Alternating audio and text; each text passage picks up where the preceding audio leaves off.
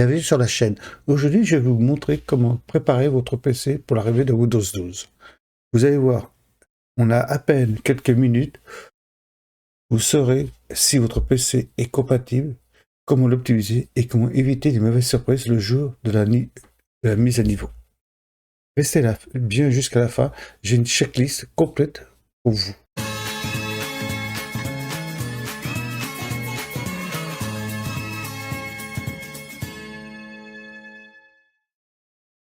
La première étape pour préparer efficacement un PC en vue d'une migration vers Windows 12 consiste à examiner minutieusement la compatibilité matérielle et les paramètres de sécurité essentiels. Il est important de valider que votre machine utilise des micro-logiciels UEFI modernes plutôt qu'un BIOS hérité, car Windows 12 s'appuiera fortement sur ces mécanismes de sécurité avancés, tels que le démarrage sécurité, donc le Secure Boot. Pour vérifier ces aspects, il suffit d'ouvrir l'outil système via la commande msinfo32 et de consulter les lignes correspondant au mode Windows ainsi qu'à l'étape de démarrage sécurité.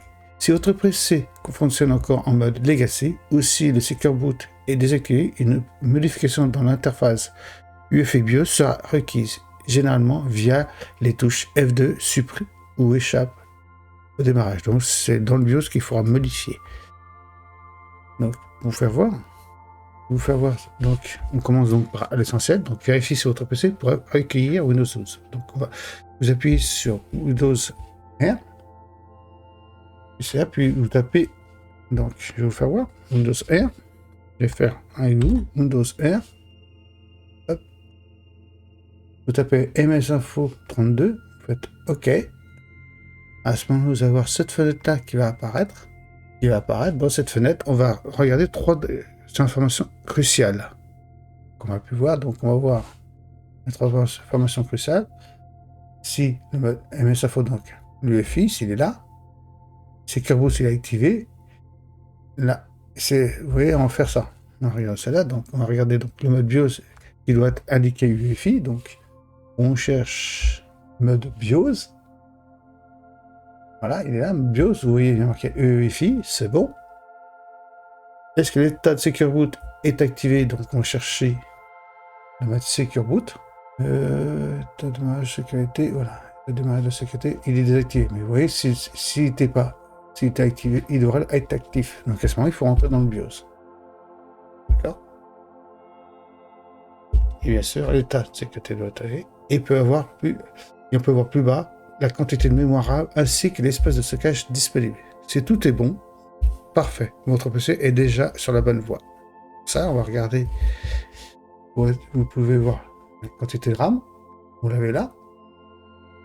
Et l'espace disque total, qui est juste en dessous. Et comme vous pouvez voir, pour l'espace disque, il faut minimum 8 Go de mémoire vive et 64 Go d'espace libre. Vous avez pu voir, j'ai pas, mais il y a Windows 12 dedans. Ça vous permet de voir un peu plus près. Et si on regarde bien, on vient dessus. Mémoire physique, 16,9 Go, c'est une fausse information parce que je vous dis que mon disque dur est plus volumineux. Donc, deuxième étape, le deuxième point indispensable est le fameux TPM2. Le module de sécurité exigé par Windows 12, comme sur Windows 11, si vous vous rappelez. Et puis, donc, de nouveau, donc, sur Windows R, et là, au lieu de taper, donc, msinfo32, vous allez taper à ce moment-là, directement, tpm.msc. Il y a une fenêtre qui va s'ouvrir. Nous voici. Si vous voyez que le TPM est prêt à l'usage, voilà ici. Et on le voit sur l'image ici. Cette fenêtre-là, si vous êtes prêt à l'usage, c'est parfait. S'il est absent ou désactivé, ce n'est pas forcément un problème. Il peut être souvent très désactivé ou activé dans le BIOS, sous le mode soit PTT pour Intel ou FTPM dans AMD, sur les cartes mères, je parle. Une autre prérequis critique est la présence de module, donc. Et on voit la version 2, si c'est la version 2, et s'il est prêt. D'accord. On voit même l'information ici, le type de TPG. Et donc, bien sûr, il est indispensable de renforcer la sécurité de chiffrement et l'identité. Vous pouvez vérifier donc sa disponibilité, comme je vous ai fait voir. Et s'il n'apparaît pas, il peut être désactivé. Par défaut, notamment sur les cartes mères Intel. Donc, comme je dis, les Secure Boot, vous avez dans le BIOS, c'est la troisième méthode de Secure Boot. Là, on a vu si votre carte mère c'est une EFI, l'espace disque que vous avez, l'espace mémoire que vous avez. On a regardé si le TPM c'était la version 2 et c'était actif. Maintenant, la troisième étape, c'est la sécurité boot. Secure Boot, donc. Pour ça, redémarrez votre PC et entrez dans le BIOS. La touche varie selon vos modèles, mais généralement, c'est soit la touche F2, soit la touche supprime ou échappe. Ça peut être la touche F10 aussi ou F12. Regardez quelquefois, au moment du démarrage, c'est marqué vite fait, c'est quelques fractions, mais c'est marqué dessus. Faisez une de ces touches-là. Si vous avez le bouquin de la carte mère, regardez dessus. Vous avez aussi l'information dedans. Une fois donc dans le BIOS, cherchez l'option Secure Boot. Ça peut être en mode avancé ou dans Boot. Et assurez-vous qu'elle est active. Si vous êtes dans le mode Legacy, basculez en UEFI. Là, c'est une image, mais vous verrez, c'est marqué UEFI ou Legacy. Vous le verrez vous-même quand vous rentrez dans le BIOS. Recherchez dans les merdes, mais le plus souvent c'est ça dans le mode avancé ou au boot. Vous pouvez voir ces informations-là. Voilà donc les mises à jour de pilote, optimisation de système et préparation de sauvegarde. Une fois que les exigences donc matérielles et de sécurité sont confirmées, que c'est sûr que c'est bon, que vous avez tous les prérequis en quelque sorte pour installer Windows 12 ou basculer de Windows 11 à Windows 12, hein, l'étape suivante consiste à préparer le système d'exploitation et l'environnement, le logiciel, afin d'assurer une transition fluide vers Windows 12. Cette phase comprend 3 volets majeurs: la mise à jour des pilotes, l'optimisation des systèmes et la sauvegarde complète des données. Parce que comme vous voyez, si vous faites l'objectif pour les mises à jour, c'est vous rentrez dans le gestionnaire de préféré, donc vous mettez à jour vos pilotes. Ça évite l'incompatibilité qui peut se faire sentir. Il peut y avoir des pilotes qui ne fonctionnent pas sur Windows 12, mais qui fonctionnent très bien sur Windows 11. Nettoyage système, donc gagner de l'espace. Comme vous avez pu voir, moi j'ai nettement plus que 15, mais il fait voir que j'ai que 15. À nettoyer. La répartition des fichiers, donc ça c'est corriger les erreurs avec la touche, avec la fonction CFC et sauvegarder bien sûr vos données personnelles. C'est ces objectifs, sinon vous risquez peut-être de perdre vos données perso. Ce sera dommage. Donc, première étape, donc, comme je vous dis, c'est libérer l'espace. Donc, Windows 12 aura besoin d'espace. Alors, on va donc nettoyer ce qui est inutile. Ouvrez donc le panneau de configuration et avec le système, y aller dans le système, puis stockage. Supprimez les fichiers temporaires, videz les corbeilles, désinstaller les applications qui vous n'utilisez plus. Ça permet de voir, par exemple, vous vous apercevez que ça fait longtemps que vous n'avez pas utilisé cette application-là, et que vous voyez que vous ne l'utilisez jamais, vous pouvez la désinstaller. Ça fait gagner une place. Même si c'est pas énorme par moment, mais ça peut être gagnant. Et avec ça, vous pouvez facilement récupérer au moins plusieurs gigas.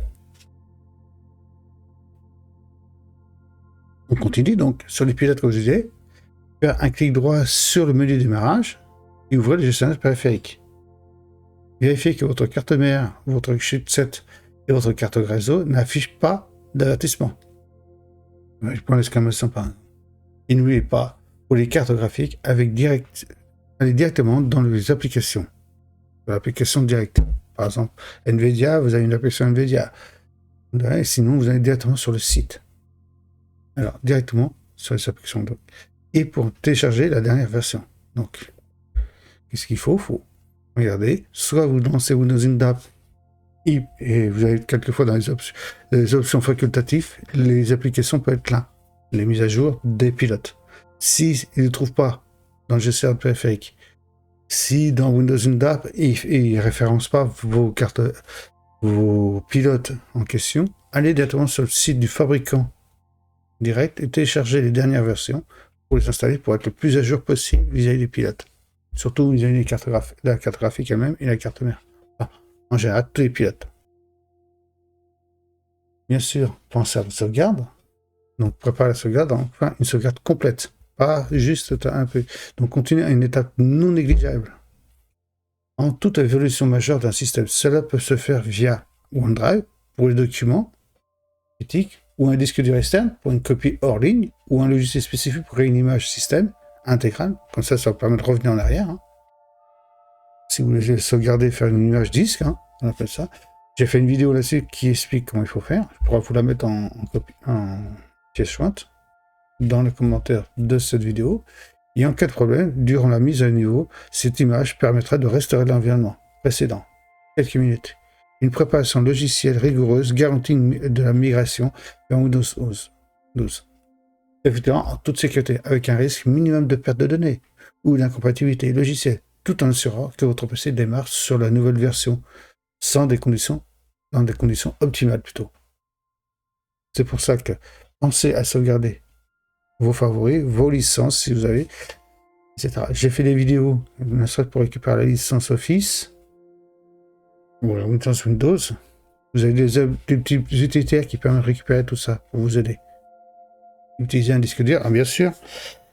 Quand vous faites une sauvegarde, si vous faites une sauvegarde sur un disque dur externe ou une clé externe, regardez la capacité totale de vos données et prenez le double. Vous voyez, prendre le double sur votre disque dur externe ou votre clé externe. Comme ça, ça permet de bien sauvegarder ce qu'il y a dedans. Bien sûr, l'image disque, comme vous la faites, enregistrez pas l'image sur votre propre disque dur. Mettez-la sur un autre disque dur, bien sûr. Sinon, comment vous faites pour revenir en arrière si votre machine vous pas accès?